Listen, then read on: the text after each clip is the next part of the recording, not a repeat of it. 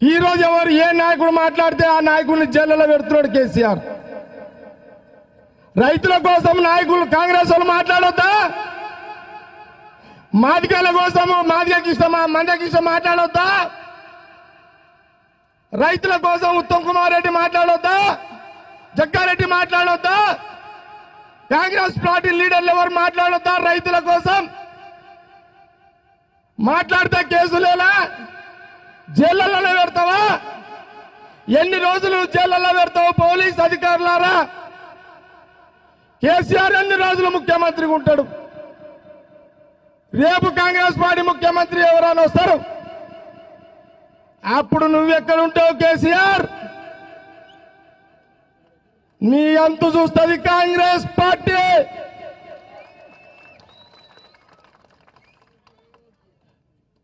నువ్వా మాట్లాడుతున్నావు కాంగ్రెస్ పార్టీ గురించి? కాంగ్రెస్ ఈ రోజు నీ భిక్ష పెట్టింది.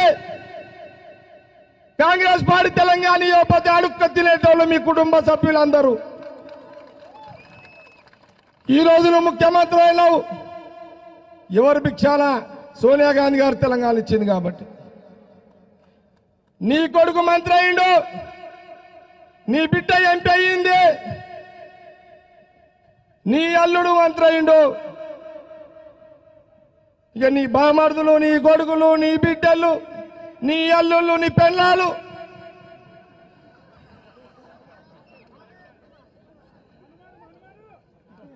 మన్మల్లంట. మన్మరాళ్ళకేనా ఈ రాజ్యాధికారం? ఇదేనా నీ రాజకీయం? సోనియా గాంధీ చూడయా, ఆమె ప్రధానమంత్రి కావాలంటే కాకుండేనా?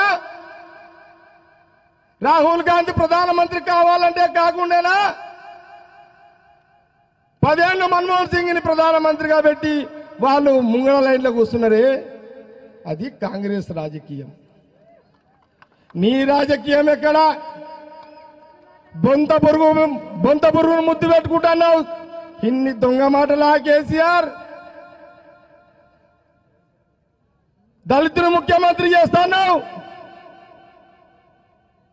ఎక్కడ వాయి నీ మాటలు? 3 ఎకరాల దళితులకు భూమి ఎక్కడ వాయి అడుగుతున్నాం. మహిళా సంఘ గ్రూపులకు పావలా వడ్డీ ఎక్కడ వాయే? 10 లక్షల గ్రూపుల లోన్ ఎక్కడ వాయని అడుగుతున్నాం. ముస్లింలకు 12% రిజర్వేషన్ వాయి అడుగుతున్నాం. గిరిజన తాండాలకు 12% రిజర్వేషన్ ఎక్కడ వాయని అడుగుతున్నాం. ఇన్ని మాటలా? ఇన్ని దొంగ మాటలా? నోరు విప్పితే అబద్ధాలే కేసీఆర్, మాట మాట్లాడితే అబద్ధాలే కేసీఆర్. ఇలాంటి పరిపాలననా? ఈ 70 ఏళ్ల చరిత్ర ఇన్ని అబద్ధాలు ఏ ముఖ్యమంత్రి ఆడలేడు. అబద్ధాల ముఖ్యమంత్రి ఎవడయ్యా అంటే ఈ రాష్ట్ర ముఖ్యమంత్రి కేసీఆర్ అని మనము పుస్తకాలలో రాయొచ్చు. కేసీఆర్ మీద పుస్తకాలే రాయొచ్చు.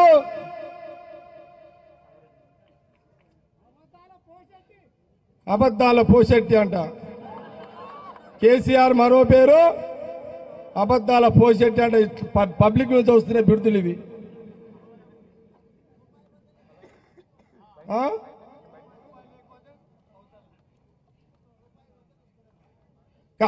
కాబట్టి ఈ రకమైన పరిపాలన స్థానిక ఎమ్మెల్యే ఏం చేస్తున్నాడు? ఎమ్మెల్యే కూడా ఇది పరిస్థితి. కాబట్టి ఇక నుంచి ఇక మాటలు లేవు, చేస్తలే. మంత్రులు వస్తే మంత్రులకే రావు, ఎమ్మెల్యే వస్తే ఎమ్మెల్యేలకే రావు, అధికారులకే రావు, పోలీస్ అధికారులకే రావు.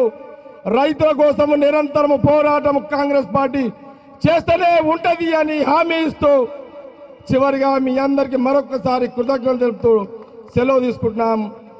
అయితే ఓ లైక్ వేసుకోండి, లేదంటే ఓ కామెంట్ చేయండి. ఎప్పటికప్పుడు మా వీడియోస్ చూడాలంటే సబ్స్క్రైబ్ చేసుకోండి.